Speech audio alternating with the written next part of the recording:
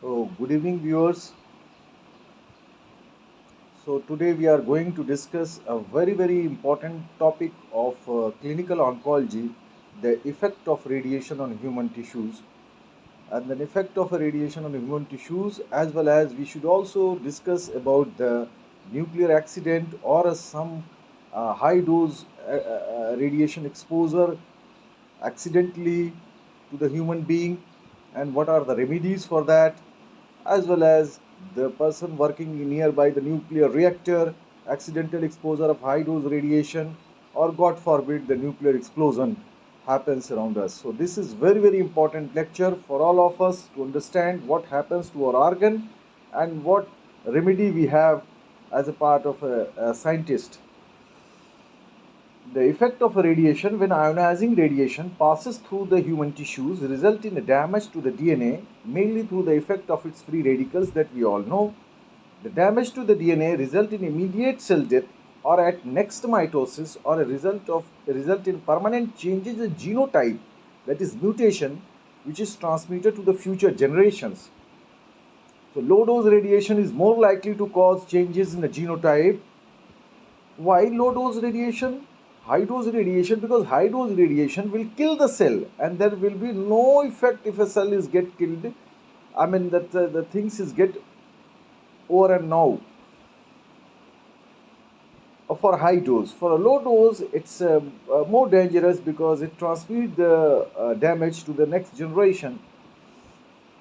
The radiation exposure can be under following heads happens. First, the radiation accident, that is atomic bomb explosion, nuclear reactor, radiation devices.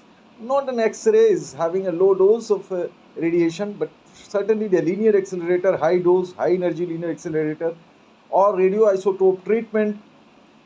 Radiation sometimes happen as a part of a treatment in the some type of malignancies. In some situations we give total body irradiation, hemi-body irradiation, known as magna-field irradiation, is a cup of tea of a radiation oncologist to decide to give TBI or HBI radiation.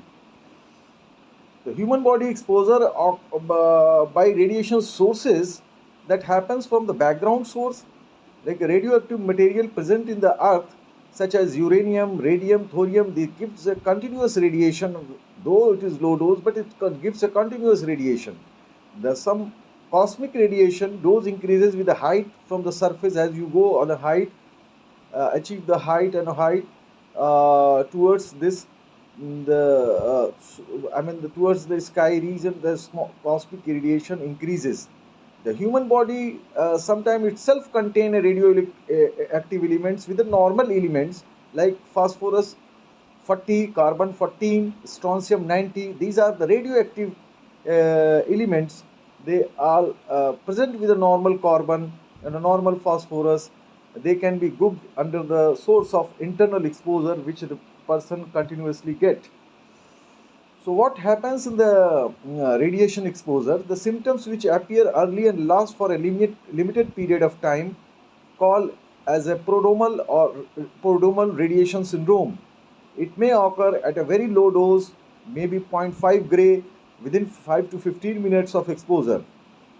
So in case of, if you see the acute effects in the prodromal symptoms, first is a neuromuscular syndrome, or a symptoms at LD50.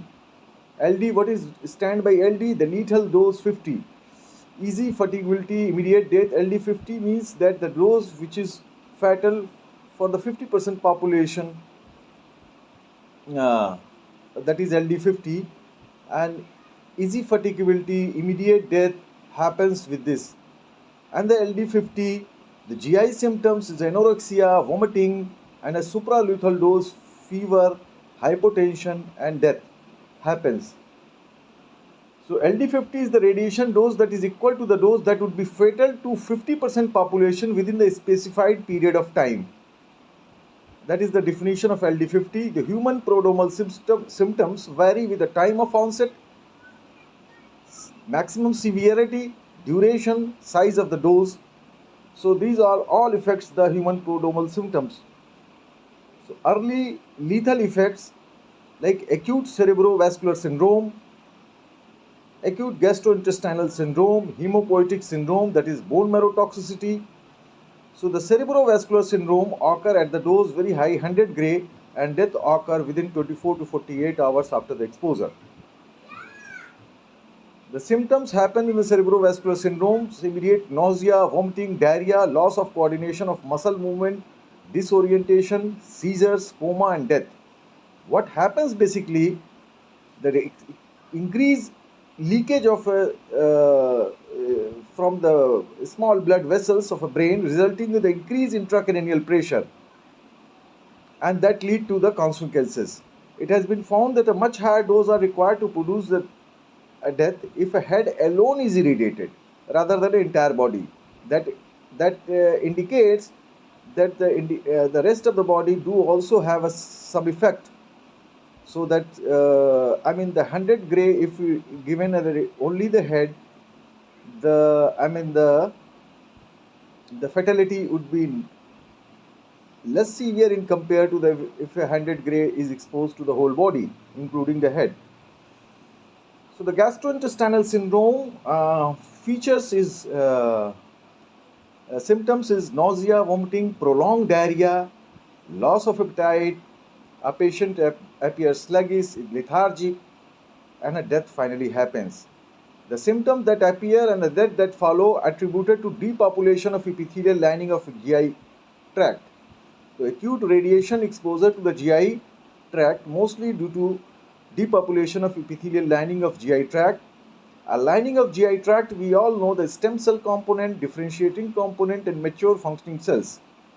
So the first stem cells that develop, and they develop differentiating component of the epithelial cells, and then these cells move up on the top of a villi and behave like a mature functioning cells. If this mature functioning cells get roasted because of an extra dose of radiation, and the stem cell component is also get harmed by the radiation, so the new cells are not coming up on the top of a villi, and that lead to the gastrointestinal syndrome.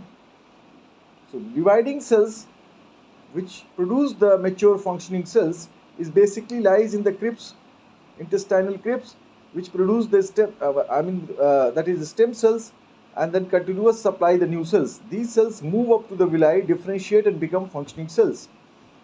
So that the cells at the top of a fold of a villi are slough off slowly and slowly because of a radiation, but replaced by the new cells which is originated from replaced with the new cells which originate from mitosis of the crypt, which is not happening here. You see here, from the crypts of the cells, the cells, stem cells, they divide and then they produce the mature functioning cells, and then on the top of a villi, the mature functioning cells are there.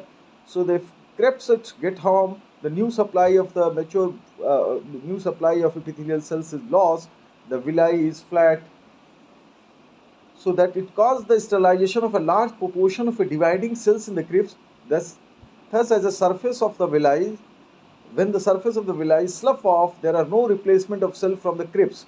Thus the villi begin to shorten and shrink. That is called villous atrophy. On the worst stage, the radiation intratis, villi are flat and completely free of cells, that causing the most severe diarrhea, which is unmanageable. The most severe effect noted on the small intestine.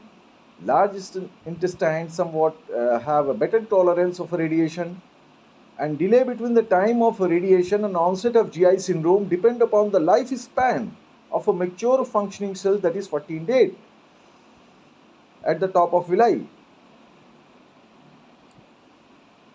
The second portion which is hit is the bone marrow toxicity, that is hemopoietic syndrome, that occurs in a very narrow dose, at the dose of 3 to 8 gray.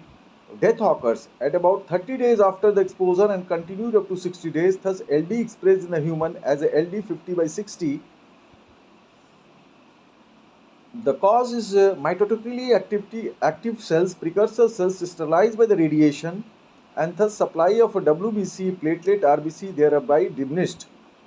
But the most marked effect happens on the lymphocytes, that is on the neutrophils, which having a life span of 24 hours only, and then the platelet, those who are having a lifespan of 7 days, the second is in order to hit.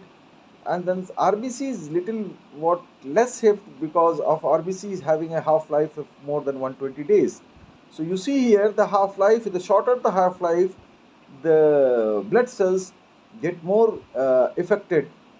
So the crisis occur at the point of time when the circulating cells in the blood reaches at the minimum level.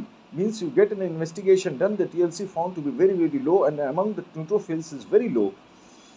It is only when the mature circulating cells begin to die off and the supply of new cells is inadequate because of bone marrow toxicity, that's a situation where the hemopoietic syndrome develops. So individual variation is also there because the do have a role to play, like a very young, very old. The older person are more radiation sensitive than a young adult. A female have a greater degree of tolerance than male. You see here the dose as increases LD50 by 30, that around the dose in the 600 rats, almost 600 to 800 rats with this graph, the mortality rate is increases very high. So one should know the tissue tolerance dose of a different organs. The clinical oncologist very should be sure of a delivery of a radiation and then critical organs tolerance dose. There is a gambit. This list of organs enumerated here. I'm not going to in a detail that, but you must know the rectal tolerance dose is almost 60 gray. Bladder tolerance dose is 65 gray.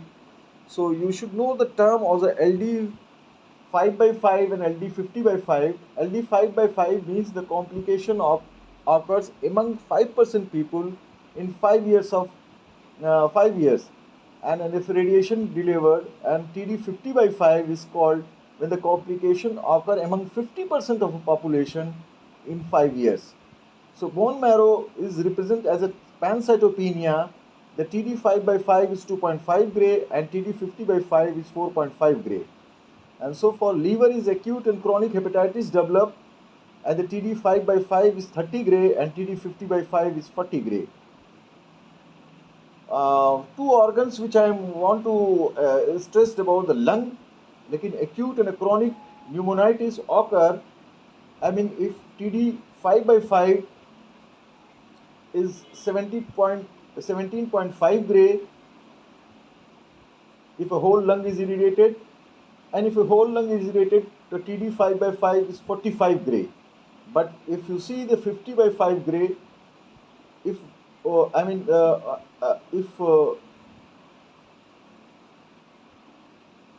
if whole lung is given, the tolerance dose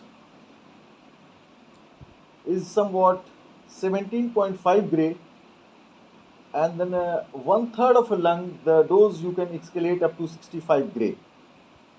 So one should be very clear about the lung tolerance and a kidney tolerance dose. Like in acute and chronic nephrosclerosis happens, if a TD 5 by 5 is 23 gray and a whole kidney TD 50 by 5 is 28 gray, and for half of the kidney the TD 50 by 5 is 45 gray. So these are the actually dose tolerance dose of a different organ. We should remember the symptoms of bone marrow toxicity after 3 weeks of exposure: onset of a chills, fatigue, petechial hemorrhage, ulceration in the mouth, epilation, decreased granulocyte count, causes fever, infection, impairment of immune status, bleeding due to low platelet count. Usually anemia happens due to hemorrhage, not due to decrease in the RBC count, because I told you the RBC count, lifespan of RBC is 120 days, it is less likely to get damaged. The very important cause of death is the infection, which is because of the acute drop down of a neutrophil counts, can be managed with a high antibiotic coverage. The mean lethal dose in a bone marrow transplantation, the total body irradiation has been an interest from the point of view of a bone marrow transplantation or in case of a rescue of patient receiving chemotherapy, radiotherapy, total body irradiation, hemibody irradiation or radio-labeled antibodies treatment. So the LD50 by 60 for a human based on experiment at Hiroshima and Nagasaki, Lushbach claims best estimate is around 3.25 gray for a young adult without any medical intervention. So the bone marrow rescue dose required for the person to recover, that is the number of transplanted bone marrow cells that are required for the person to recover from supralethal dose. So there is some technical catch here. The larger the height, larger the weight of an individual, the hemopoietic toxicity more often happens here, because there is an inverse relation between the body weight and height versus hemopoietic stem cells concentration. That is the number of hemopoietic stem cells. Human require 10 times more bone marrow cells per kg body weight as a mouse for a successful bone marrow rescue after the supralethal dose of a radiation. Delay between the time of irradiation and onset of subsequent radiation syndrome is dictated by the normal lifespan of mature functioning blood cells. So, what happens about the acute radiation induced toxicity profile? The CNS result from a total body exposure about 100 gray of gamma rays result in a death between the 30 to 50 hours. The cause of cerebrovascular syndrome is due to increased permeability of small blood vessels in the brain. GI toxicity do occur from a total body irradiation about that happens around 10 gray dose, and death occur in 9 days in the human population due to depopulation of epithelial lining of a GI tract. So hemopoietic syndrome results from a total body exposure to 3 to 8 gray, since radiation sterilizes some or all mitotically active precursor cells, hemopoietic precursor cells, and symptoms do occur after 3 weeks. So LD50 for human is 3 to 4 gray for youth. Adult without medical intervention dose will be little less to very young and very old, because they are more sensitive. The dose window over which the bone marrow transplantation is useful is very narrow. It is between 8 to 10 gray.